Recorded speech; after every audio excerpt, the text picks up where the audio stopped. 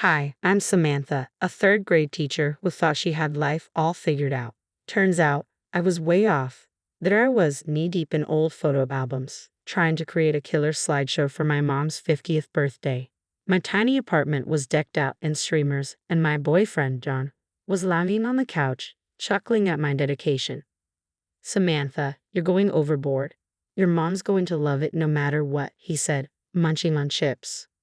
I rolled my eyes. John, you don't get it. Mom deserves the best. She's done everything for me. As I flipped through another album, something strange caught my eye. Hey, that's weird, I muttered. John looked up. What's up? These photos. The dates are all wrong, and Mom looks different here. I held up a picture of her supposedly at my 10th birthday, but her hair was short. I distinctly remembered it being long that year. Maybe it's just an old photo, John suggested. I shook my head. Look at the date. It doesn't make sense. Just then, my phone buzzed. It was Mia, my best friend since forever. Hey, you still coming over to help with the decorations? On my way, girl. I've got glitter and I'm not afraid to use it. I laughed, pushing the weird photo discovery to the back of my mind. Mom was always traveling for work when I was a kid. It was probably nothing. Later, as Maya and I were hanging a happy 50th banner, she asked, So, did your mom bring you back anything cool from her latest trip? I grinned. A snow globe from Paris. It's so tacky, I love it. Maya laughed. Classic Sandra. Remember when she missed your dance recital because of that emergency in Tokyo, but then sent you that amazing kimono? I nodded, but something about that memory bugged me. Yeah, it was gorgeous. But I don't think I ever saw any pictures from that trip. Maya shrugged. Probably too busy working. Your mom's always been a superhero like that. As we finished up, I couldn't shake this nagging feeling. I found myself staring at the wall of photos, trying to piece together a puzzle I didn't even know existed. John came up behind me, wrapping his arms around my waist. Your mom's going to love this, Sam. You've outdone yourself. I leaned back into him, pushing down the doubts creeping in. Thanks, babe. I just want everything to be perfect. She deserves it after everything she's done for me. Later that night, I slipped into Mom's office, my heart pounding. I'd never snooped before, but those photos were haunting me. Come on, Sam, you're being ridiculous, I muttered, running my hand along the bookshelf. That's when I felt it, a slight unevenness in the wood. I pressed and a panel slid open, revealing the hidden safe. My hand shook as I tried different combinations. Her birthday, my birthday, nothing. Then it hit me, the day Dad died. Click. Inside, I found a stack of documents, birth certificates, 4 of them, all with Mom's name but different fathers. Financial records followed, showing huge sums of money, all paid to Mom. What the hell? I whispered, my vision blurring with tears. I called Mia, my voice trembling. Maya, I need you, now. When she arrived, I spilled everything. Her eyes widened in shock. Sam, are you sure? I nodded, then froze as another horrifying thought hit me. Remember my high school graduation, when Mom was stuck in Singapore? Mia's eyes narrowed. Yeah. One of these birth certificates is dated just days after that, I said, my stomach twisting. Another memory surfaced, my scholarship ceremony. She'd missed it for an emergency in Frankfurt. Oh my God, Mia. Days later, I heard Mom's key in the lock. I sat in the darkened living room, the documents spread across the coffee table. She flicked on the light, and her smile faltered when she saw my face. Samantha, why are you sitting in the dark, sweetheart? Who are they? I asked, my voice eerily calm. Who are you talking about, darling? I held up the birth certificates. Don't lie to me, Mom, not anymore. Her face crumpled. Samantha, I can explain. Explain what? I shouted, standing up. That you missed my graduation to have another kid? It's not that simple, she whispered. Then make it simple, I demanded. And she did. Every sort of detail. The affairs, the pregnancies, the blackmail. How my dad wasn't dead, just another victim of her schemes. I did it for you, she pleaded. To give you a good life. I laughed bitterly. A good life built on lies? Please, Mom.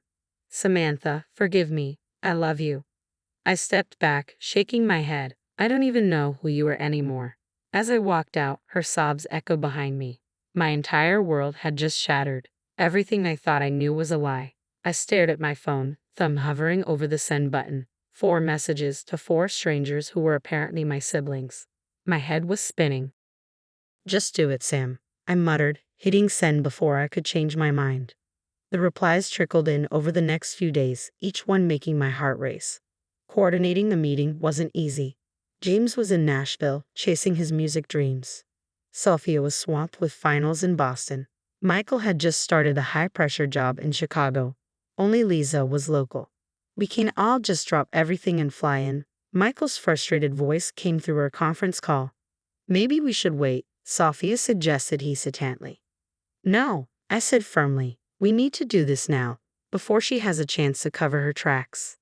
There was a long pause, then James spoke up. I'll book a flight. My gig can wait. I'll talk to my professors, Sophia added. I'll figure something out with work. Michael sighed. A week later, we all met at a cafe downtown. Walking in, I spotted them immediately, 4 people who looked just as lost and confused as I felt. A guy with shaggy hair and a guitar case stood up. Samantha, he asked, offering a small smile. I'm James. We introduced ourselves, each with an awkward nod. Sophia looked exhausted, with dark circles under her eyes. Michael kept checking his phone, looking like he was on the verge of leaving. Lisa, still in high school, couldn't stop staring at us. So, I began, struggling to find the right words. I guess. We're family. James snorted. Some family. Did any of you even know the others existed? We all shook our heads. She told me my dad died, Lisa said quietly. But, he's alive, isn't he? Michael nodded grimly. They all are. I did some digging. She's been blackmailing them for years. As we shared our stories, a pattern emerged. Sandra, weaving in and out of our lives, always with an excuse, always with a gift to make up for her absence. She missed my first big show in Nashville, James said bitterly. Said she was at a conference in Dubai. My high school graduation, I added. She said she was stuck in Singapore. Sophia's eyes widened. That's when I was born. The realization hit us all at once. Sandra's business trips were lies. Every absence, every missed event, she was somewhere else with one of us. I flew all the way from Boston for this, Sophia whispered, her voice shaking. I can't believe. Hey, James reached out, placing a hand on her arm. We're all in this together now, right? Slowly, the tension began to ease. We were strangers, yes, but bound by a shared betrayal. Meanwhile, my phone kept buzzing with messages from Sandra, all of which I ignored. What do we do now? Lisa asked, looking scared. I took a deep breath. I think we need to confront her, all of us together. We spent hours planning, gathering evidence, and preparing ourselves for the confrontation. It was surreal, bonding with my newfound siblings over our shared trauma. Later that night, I found John waiting at my apartment. Sam, talk to me. What's going on? He asked gently. The floodgates opened, and I broke down, telling him everything. He held me as I cried, my world crumbling around me. I don't know who I am anymore, I sobbed. You're Samantha, he said firmly, lifting my chin. You're strong, kind, and way too good at charades. This doesn't change who you are. I managed a weak smile. I'm scared, John. I know, but you're not alone. You've got me, and now, you've got them too. As the days pass, we finalize our plan. We confront Sandra at her birthday party, the same party I'd been planning when this all started. It felt like a lifetime ago. The night before the party, I sat alone in my apartment, staring at old photos.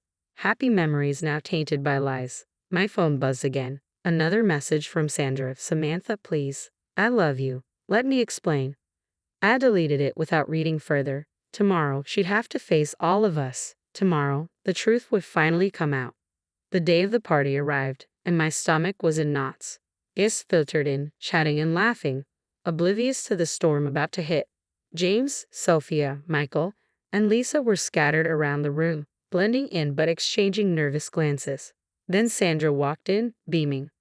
Oh, Samantha, this is wonderful, she gushed, pulling me into a hug. I stiffened, feeling my skin crawl. Mom, I said loudly, my voice cutting through the chatter. There are some people here you should meet. My siblings stepped forward. Sandra's face drained of color. Duh, what? What is this? This, I said, my voice shaking, is your family, all of it. The room fell silent. I pulled out the documents from my bag. We found these, Mom. Care to explain? Sandra's eyes darted around the room, panicked. Sam, Please, not here. No, I cut her off. You don't get to hide anymore. I laid out everything, the birth certificates, the financial records. You missed my high school graduation because you were giving birth to Sophia, I said, my voice breaking. My scholarship ceremony, that was Lisa. One by one, my siblings shared their stories.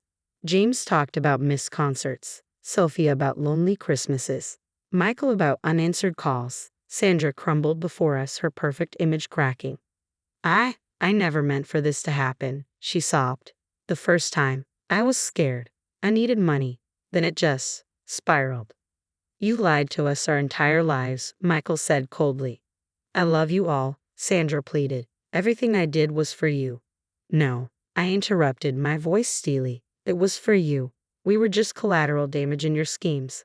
The guests were murmuring, shocked. I saw Sandra's boss whispering furiously into his phone. Please, Sandra begged, her voice desperate. Forgive me. We can be a family. We are a family. Lisa, her voice quiet but steady, said, just not with you. One by one, we told Sandra we wanted nothing to do with her. As we walked out, leaving her sobbing in a room full of stunned guests, I felt a weight lift from my shoulders. Later that night, we gathered at my apartment, the air thick with unspoken words. So, what now? James asked, strumming his guitar absently. Michael leaned forward, his face set with determination. I've been thinking, we have a right to know our fathers. I want to find mine. A murmur of agreement swept through the room. Me too, Sophia said quietly. I have so many questions. It won't be easy, I warned. These men, they might not want to be found. Lisa nodded thoughtfully.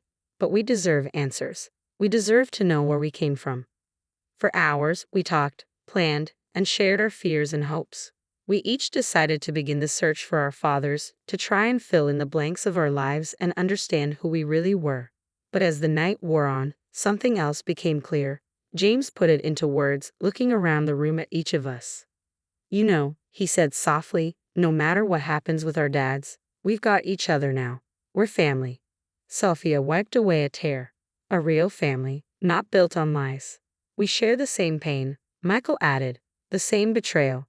That's a bond right there. I felt a warmth spreading through my chest. We're siblings. Maybe not in the traditional sense, but in all the ways that matter. That night, we made a pact to support each other through our searches, to be there no matter what we found.